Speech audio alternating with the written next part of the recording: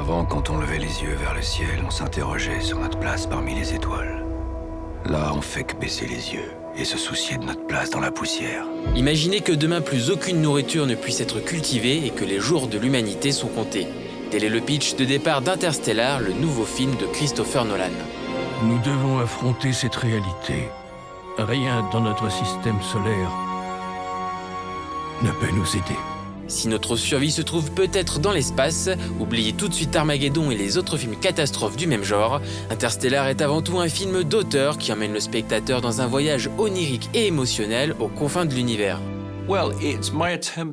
En réalisant ce film, je voulais donner une dimension très émotionnelle au sort de l'humanité à travers une épopée cosmique. Pour moi, le film est une aventure que les spectateurs doivent vivre avec les personnages.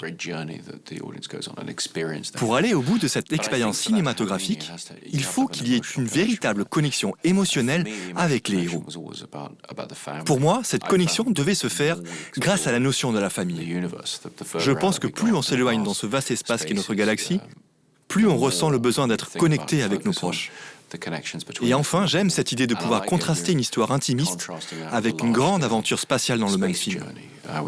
C'est quelque chose que je voulais faire depuis très longtemps. Nous ne sommes pas censés sauver le monde. Nous sommes censés le quitter. C'est à cette mission que vous avez été formés. Professeur, j'ai des enfants. Allez les rejoindre et sauvez-les. Tu sais même pas quand tu reviendras. Je reviendrai. Si le film nous paraît profondément ancré dans la réalité, c'est grâce au savoir-faire de Christopher Nolan. Le réalisateur a préféré les décors naturels du Canada et de l'Islande, aux fonds verts et autres images de synthèse. On ne pouvait pas partir dans l'espace pour tourner Interstellar. Mais on a tout de suite décidé de ne pas utiliser de fond vert. On a construit des cockpits de vaisseaux qui fonctionnaient comme des simulateurs. J'ai besoin que tout cela marche réellement pour avoir une véritable interaction avec les acteurs et l'action du film. Au final, le film a presque été tourné comme un documentaire dans la manière de placer les caméras.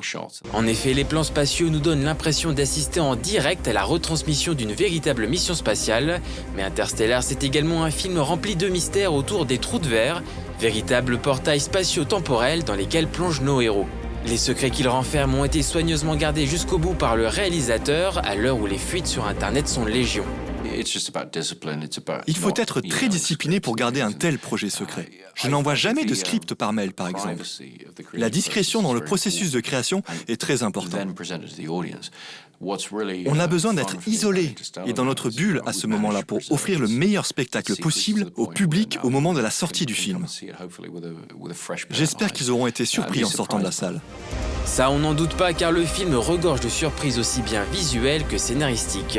À la sortie, on se demande d'ailleurs si une telle expédition devra réellement être menée un jour. J'aimerais penser que dans un futur proche, nous allons commencer ce genre d'exploration spatiale, mais parce que nous l'aurons choisi, et non pas par nécessité. Mais pour le film, nous avions vraiment besoin de faire comprendre l'absolue nécessité de ce voyage pour trouver un nouveau monde. Avec Interstellar, Christopher Nolan nous livre sans doute l'un des meilleurs films de l'année. Cette fresque intergalactique tient toutes ses promesses d'un bout à l'autre. Que vous soyez fan de blockbuster ou de films d'auteur, vous n'aurez aucune excuse pour le louper. Murphy, je t'aime pour toujours.